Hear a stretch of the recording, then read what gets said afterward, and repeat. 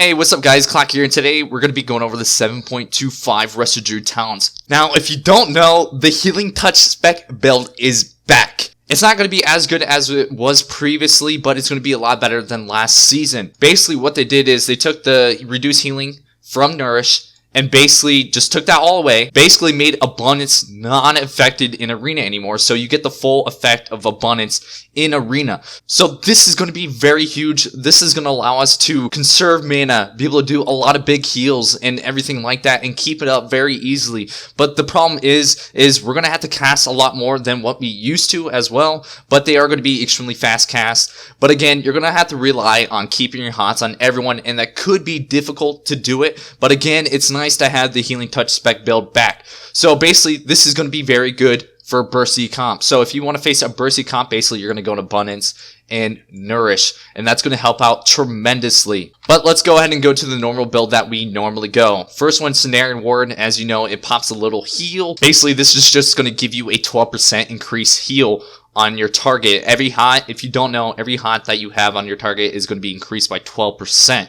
All of your healing on that person. So basically, if you have 4 hots on someone, you're going to be doing 48% more healing. It's very nice. Again, Displacer Beast is probably going to be the best next talent. I can't see you really ever changing out of it. Renewal could be meh, but mobility is way better in my opinion. Now for the next row, I highly recommend always staying Guardian Infinity, because the Frenzy Regeneration is so strong, especially because it heals for 50% of the damage done. And if you don't know, a little tip, you can actually spam double Frenzy Regeneration. I know it might not say it will actually stack, but double Frenzy Regeneration will actually stack. So if you do double, it's going to do 100% of the healing increase. So all the damage you're going to take is literally just going to heal you when you pop double Frenzy Regeneration. So that's very nice. But you can't go and Bounce Infinity if you're 100% positive that they're not going to go you, but most of the time, a lot of teams will like to go the Resto Druid most of the time. Now for the next one, it's probably going to be Mighty Bash, but again, it depends on what you're running. If you're running a comp that already has a lot of stuns and, you know, you don't want to DR stun something, you can go in Mass Entanglement. I wouldn't really recommend Typhoon. Typhoon's not very good. The only thing it can do good is it can act as an interrupt, or it can push some melee away, but again, I highly recommend Mighty Bash. It's probably going to be your talent like 99% of the time. Now for the next one, Cultivation is probably going to be the best one that you're going to be running most of the time. If you read it, it heals about 96,000 over 6 seconds. I know the heal is very small, but we don't go into it for the heal. You go into it for the extra hot, and any hot on a target, if you remember, increases your healing by 12% on that target. So it's very nice. Get as much hots as you can get on someone because it will increase your healing. That's why we go in Cenarian Ward, and that's pretty much why we don't go in Prosperity.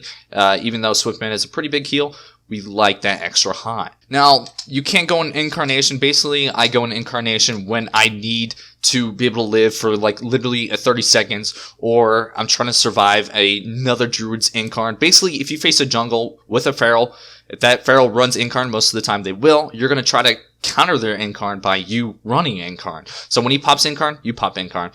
And that's pretty much it. You can run this against RMD as well for those polys, so you can just free cast. But again, Cultivation is very strong, so choose wisely. Now for the next one, Germination. Again, it's all about your hots, so Germination is going to take the best lead here. Now for the next one, you can't beat Stonebark, and reduces the cooldown on your Ironbark by 30 seconds and increases all healing received by 20%. That's huge. You're probably never going to spec out of this unless you do Ready BGs. If you do Ready BGs, I can see you can go in Moment Clarity.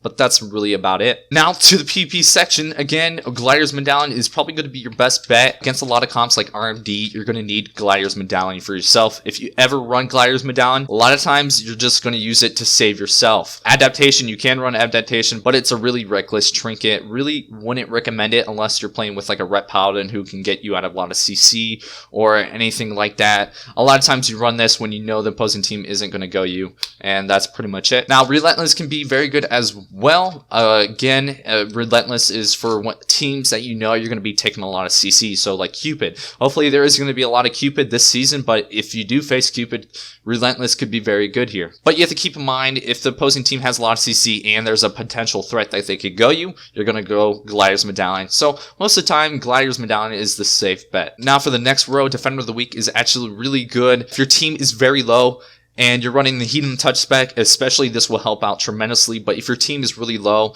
and you're trying to get a clone off to, reduce the pressure so you can top off your buddy, this will help a lot. You can run Vim and Vigor if the opposing team is not going to go you, but a lot of times, again, if you're going to run this, the team might just swap you just for the pure fact that you're running this. And for Inner Renewal, you can run this, but I would only run this in 2s where mana actually matters. Now for the next row, Druid of the Claw is basically what I run when I know opposing team is going to go me. A lot of times this is for melee because it only works against melee, really.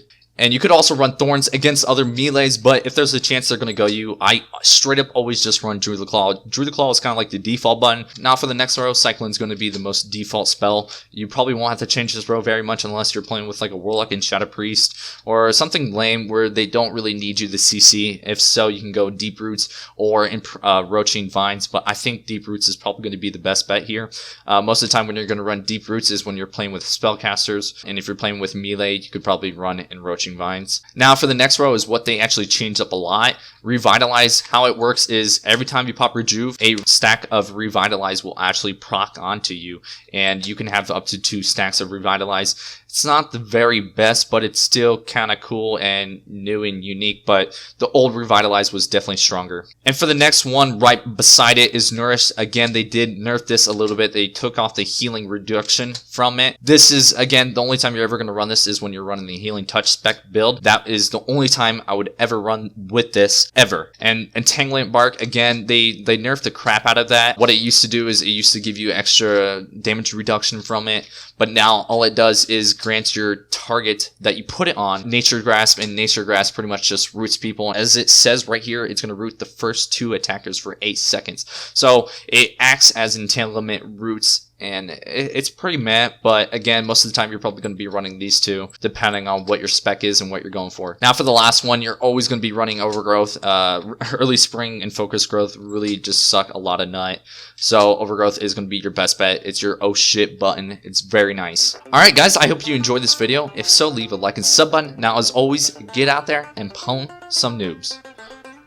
Damn son, where'd you find this?